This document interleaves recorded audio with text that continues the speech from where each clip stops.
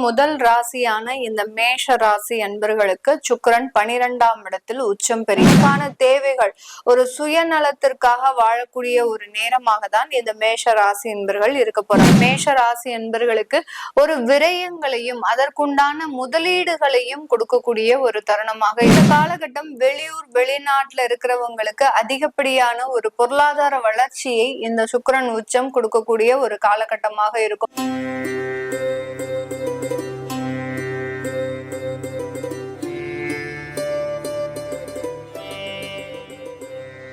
வணக்கம் நேர்களே, இன்னைக்கு நாம பார்க்கக்கூடிய சிறப்பு பதிவு சுக்கிரனுடைய பெயர்ச்சி. கும்ப ராசியில் இருக்கக்கூடிய சுக்கிரன் பகவான் வருகின்ற மார்ச் மாதம் 2ஆம் தேதி மீன ராசிக்கு பெயர்ச்சியாகி போறார். மீன ராசியில சுக்கிரன் உச்சம் அடையக்கூடிய ஒரு தருணம். இந்த 26 நாட்களுக்கு சுக்கிரனாகப்பட்டவர் உச்சம் பெற்று ஒவ்வொரு ராசி என்பர்களுக்கும் உண்டான பலன்களை என்ன மாதிரியாக கொடுக்க போறார். ஏன்னா சுக்கிரனாகப்பட்டவர் ஜோதிட ரீதியாக வருமானத்தை குறிக்கக்கூடிய ஒரு கிரகம், ஆடம்பர ஒரு வாழ்க்கையை குறிக்கக்கூடிய ஒரு கிரகம், அடுத்து ஒரு கலத்தரக்காரகவும் கூட இந்த சுக்கிரன். அதனால எந்தெந்த ராசி என்பர்களுக்கு என்ன மாதிரியான ஒரு மாற்றங்கள் இருக்க போகுது அப்படின்றத இந்த பதிவுல நம்ம தெளிவா பார்க்க போறோம். இந்த சேனல்ல முதன்முறையா பாக்குறீங்க அப்படின்னா சப்ஸ்கிரைப் பண்ணிக்கோங்க, பெல் பட்டன்ல ஆல் ஆப்ஷன் சூஸ் பண்ணிக்கோங்க. காலபுருஷனுக்கு முதல் ராசியான இந்த மேஷ ராசி என்பர்களுக்கு சுக்கிரன் 12ஆம் இடத்தில் உச்சம் பெறுகிறார். தனஸ்தானாதிபதி 12ஆம் இடத்தில் உச்சம் பெறும்போது இந்த மேஷ ராசி என்பர்களுக்கு இவர்களினுடைய ஆடம்பர வாழ்க்கைக்குண்டான ஒரு தொடக்கமாக தான் இந்த காலகட்டம் இருக்க போகுது. ஏன்னா 7.5 சனியினுடைய விரய சனியில இருக்கக்கூடிய இந்த மேஷ ராசி என்பர்கள் இப்ப அந்த சனியினோட சேர்ந்து இந்த சுக்கிரன் பகவான் சஞ்சாரிக்கக்கூடிய இந்த காலகட்டத்தில் இந்த மேஷ ராசி என்பர்கள் தனக்குண்டான ஒரு ஆடம்பரமான ஒரு வாழ்க்கையை ஒரு நிதானம் தவறி தேவையில்லாத செலவுகளுக்கு உட்படக்கூடிய ஒரு நேரமாக தான் இந்த மாதம், அதாவது மார்ச் 2ஆம் தேதியிலிருந்து மார்ச் 26ஆம் தேதி வரைக்கும் இந்த மாதிரியான ஒரு காலகட்டங்கள் இருக்கும். தனக்கான தேவைகள் ஒரு சுயநலத்திற்காக வாழக்கூடிய ஒரு நேரமாக தான் இந்த மேஷ ராசி என்பர்கள் இருக்க போறாங்க. மேஷ ராசி என்பர்கள் எப்போதுமே சுயநலம் இல்லாமல் வாழக்கூடியவர்கள். தனக்குன்னு எதுவும் சேர்த்து வைக்க மாட்டாங்க, தனக்குன்னு சில விஷயங்களை எண்ணி இவர்கள் பயணிக்க மாட்டார்கள். ஆனால் இந்த சுக்கிரன் உச்சம் பெறக்கூடிய காலகட்டத்துல தனக்குண்டான ஒரு சேமிப்புகளை நோக்கி பயணிக்கக்கூடிய ஒரு நேரமாக இருக்கும். ஃபண்ட்ஸ், அதாவது இன்வெஸ்ட்மெண்ட் பிளான்ஸ்ல நிறைய ஒரு மாற்றங்கள் இருக்கக்கூடிய ஒரு நேரமாக இருக்க போகுது. இந்த காலகட்டம் இந்த மேஷ ராசி என்பர்கள் அதிகப்படியான பேர் பாத்தீங்கன்னா இந்த மியூச்சுவல் ஃபண்ட்ஸ், அடுத்து பாத்தீங்கன்னா ஷேர் மார்க்கெட்ஸ், இந்த மாதிரியான இடத்துல எல்லாம் இன்வெஸ்ட் பண்ணக்கூடிய ஒரு நேரமாக இருக்கும். ஷேர் மார்க்கெட்ல நீங்க டெய்லி ட்ரேடிங் பண்ணிட்டு இருக்கிற ஒரு நபர்களாக இருந்தீங்க அப்படின்னா ரொம்ப கேர்ஃபுல்லா பண்ணணும்.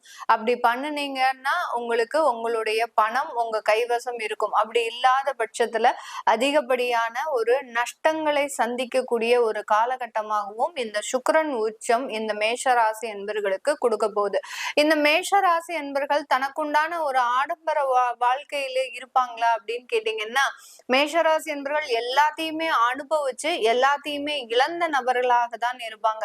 ஒரு 2-3 வீடுகள் வைத்திருந்து அந்த வீடுல 2 வீடை வைத்துட்டு இப்போதைக்கு தனக்குன்னு ஒரு வீடு வச்சிருக்கிறேன் அப்படின்ற மாதிரியாக எல்லாத்தையுமே இழந்த நபர்களாக இருந்த இந்த மேஷ ராசி என்பர்கள் இந்த சுக்கிரன் உச்சம் பெறக்கூடிய காலகட்டத்தில் மீண்டும் அதற்குண்டான சில முயற்சிகளை செய்வதற்குண்டான ஒரு தருணமாக இருக்கும். இந்த காலகட்டத்துல நீங்க புதிதாக ஒரு வீடு வாங்குறதுக்கு உங்களை தயார்படுத்திக் கொள்ளலாம். அடுத்து பாத்தீங்கன்னா லோன் சம்பந்தப்பட்ட விஷயத்துல உங்களுக்கு உண்டான சில முயற்சிகள் அதிகப்படியாக இருக்கக்கூடிய ஒரு நேரமாக இருக்கும். லோனே இல்லாமல் வீடு வாங்கணும் அப்படின்னு நினைச்ச மேஷராசி என்பர்கள் கூட இந்த சுக்கிரன் உச்சமாகக்கூடிய இந்த காலகட்டத்துல ஏன் ஒரு லோன் போடக்கூடாது, லோன் போட்டு நம்ம ஏன் அந்த வீடை வாங்கக்கூடாது அப்படின்ற மாதிரியாக உங்க பிளான் எல்லாம் சேஞ்ச் ஆகக்கூடிய ஒரு காலகட்டமாக தான் இந்த சுக்கிரன் உச்சம் பெறக்கூடிய ஒரு நேரம். இந்த மேஷ ராசி என்பர்களுக்கு ஒரு விரயங்களையும் அதற்குண்டான முதலீடுகளையும் கொடுக்கக்கூடிய ஒரு தருணமாக இருக்கும். 12ஆம் இடத்துல குரு அல்லது சுக்கிரன் இருக்கும்போது இந்த காலகட்டம் மறைமுகமான ஒரு முதலீடுகள் அப்படின்றது கண்டிப்பாக இந்த ராசி என்பர்களுக்கு இந்த 26 நாட்களுக்கு இருக்கக்கூடிய ஒரு நேரமாக இருக்க போது. இந்த காலகட்டம் மாணவர்கள் அவர்களினுடைய படிப்புல அதிகப்படியாக கவனம் செலுத்தணும். தேவையில்லாத ஆடம்பர விஷயங்கள்ல இவர்களினுடைய எண்ணங்கள் பயணிச்சது அப்படின்னா, அதனால மிகவும் ஒரு ஆபத்தான ஒரு விளைவை அனுபவிக்கக்கூடிய ஒரு நேரமாக இருக்கும். காதல் போன்ற விவகாரங்களில் அதிகப்படியான ஒரு இழப்புகளை சந்திக்கிறதுக்கு கூட இந்த மேஷ ராசி என்பர்களுக்கு இந்த காலகட்டம் ஒரு சாதகமாக இருக்கக்கூடிய ஒரு நேரம். ஏன்னா சுக்கிரன் உச்சம் பெறாரு அப்படின்னாலே பாத்தீங்கன்னா, ஆடம்பர வாழ்க்கையை நோக்கி நம்ம அதிகப்படியான நம்மளுடைய எண்ணங்களை கொண்டு செல்லக்கூடிய ஒரு நேரம்.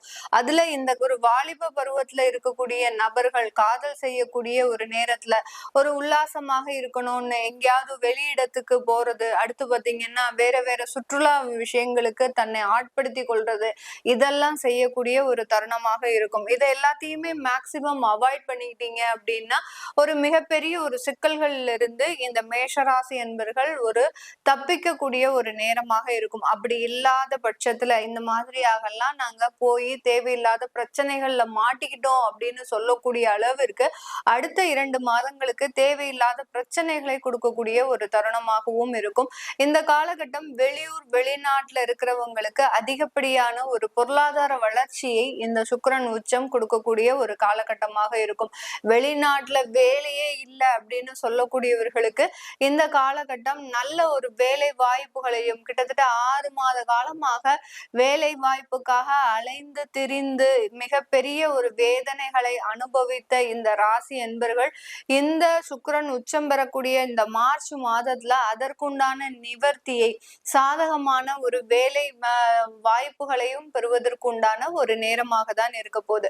இந்த காலகட்டம் உங்களுக்கு வரவேண்டிய வருமானங்களை தடையில்லாமல் ஒரு ஒரு லேக் ஆகாமல், அதாவது எந்த இடத்துல நீங்க பணத்தை கொடுத்தீங்களோ அந்த இடத்துல இருந்து ஒரு அழகா உங்களுக்கு மீண்டும் அது வரக்கூடிய ஒரு நேரமாக தான் இந்த மேஷராசி என்பர்களுக்கு இந்த சுக்கிரன் உச்சம் பெறக்கூடிய காலகட்டம் நிறைய வருமானங்களையும் தடையில்லாத ஒரு வருமானத்தையும் கொடுக்கக்கூடிய ஒரு தருணமாக இருக்கும். யாருக்காவது அதாவது விஆர்எஸ் வாங்கிட்டு அவங்க அடுத்து அதுக்குண்டான ஒரு பெனிஃபிட்ஸ் எல்லாம் உங்களுக்கு கிடைக்காம இருக்கு அப்படின்ற பட்சத்துல இந்த மாதம் அதற்குண்டான ஒரு சாதகமான ஒரு காலகட்டமாக இருக்கும். உங்களுக்கு வர வேண்டிய பெனிஃபிட்ஸ் எல்லாமே இந்த மாதம் வந்து சேரக்கூடிய ஒரு மாதமாக தான் இந்த சுக்கிரன் உச்சம் பெறக்கூடிய காலகட்டம் இந்த மேஷ ராசி என்பர்களுக்கு முழுமையான வருமான பலனை கொடுக்கறதுக்குண்டான ஒரு நேரமாகவும், அதே சமயத்துல முதலீடு சம்பந்தப்பட்ட சில அமைப்புகளை கொடுக்கறதுக்கு உண்டான ஒரு காலகட்டமாகவும் இருக்கும். தொழில் சார்ந்த விஷயத்துல இவர்களுக்கு எப்படி இருக்கும் அப்படின்னு கேட்டீங்கன்னா, பார்ட்னர்ஷிப் தொழில்ல கொஞ்சம் உங்களுக்கு தேவையில்லாத ஒரு கருத்து வேறுபாடுகள் வரும். அடுத்து பாத்தீங்கன்னா பார்ட்னர்ஷிப் தொழில இருந்து நீங்க தனியாக தொழில் வைத்து நடத்துவதற்குண்டான ஒரு அமைப்புகளும் வரக்கூடிய ஒரு தருணமாக இருக்கும். அதே சமயத்துல நீங்க தனியாக ஓனா சுய தொழில் புரியுறீங்க அப்படின்னா இந்த இடத்துல கொஞ்சம் ஒரு இன்வெஸ்ட்மெண்ட்டுக்காக நீங்க ஒரு சில இடத்துல ஒரு முதலீடுகளை செய்யக்கூடிய ஒரு தருணமாக இருக்கும். ஒரு எக்ஸ்போர்ட் சம்பந்தப்பட்ட ஒரு தொழில்ல இருக்கிறீங்க அப்படின்னா அதற்குண்டான சில செலவுகளை இந்த சுக்கிரன் உச்ச காலகட்டம் இந்த மேஷ ராசி என்பர்களுக்கு முழுமையாக கொடுக்கக்கூடிய ஒரு தருணம். பெண்களாக இருக்கிறாங்க அப்படின்னா பெண்கள் இந்த காலகட்டத்துல ரொம்ப கவனமாக இருக்கணும். கணவன் மனைவி கருத்து வேறுபாடு, அடுத்து அந்த திருமண உறவுகள்ல தேவையில்லாத சில சில பிரச்சனைகள், இது எல்லாமே வரக்கூடிய ஒரு நேரமாக இருக்கும். அதுவும் 3வது நபர்களின் தலையீட்டுனால ஒரு ஜாயிண்ட் ஃபேமிலியா இருக்கிறீங்க அப்படின்னா அந்த ஃபேமிலியில இருக்கக்கூடிய அந்த 3வது நபர்களின் தலையீட்டுனால இவர்களுக்கு அதிகப்படியான பிரச்சனைகள், இதனால ஒரு மன வெறுப்புகள், தேவையில்லாத ஒரு மகிழ்ச்சியான ஒரு வாழ்க்கையை தவிர்க்கக்கூடிய ஒரு நேரம், இதெல்லாமே இருக்கக்கூடிய ஒரு காலகட்டமாக இருக்கும். ஒரு பக்கம் இந்த மேஷராசி என்பர்களுக்கு வருமானத்துல நிறைய ஒரு வளர்ச்சிகள் இந்த காலகட்டம் இருந்தாலும் கூட இன்னொரு பக்கம் அந்த வருமானங்கள் ஒரு முதலீடாக செயல்படுவதற்குண்டான ஒரு காரண நேரமாகவும், அடுத்து உறவுகள் மீதான சில விஷயங்கள்ல ஒரு வெறுப்புத்தன்மை ஏற்படுவதற்கும் உண்டான ஒரு நேரமாக தான் இந்த 26 நாட்கள் இருக்க போகுது. இது உங்களுடைய கோச்சார நிலவரப்படி நம்ம பலன்களை கணிச்சு சொல்லியிருக்கிறோம். உங்களுடைய சுய ஜாதகத்துல சுக்கிர திசை நடக்குது, இல்ல ராகு திசையே நடக்குது அப்படின்ற பட்சத்துல எந்த மாதிரியான ஒரு பலன்கள் இந்த கோச்சார நிலவரப்படி உங்களுக்கு கொடுக்க போகுது.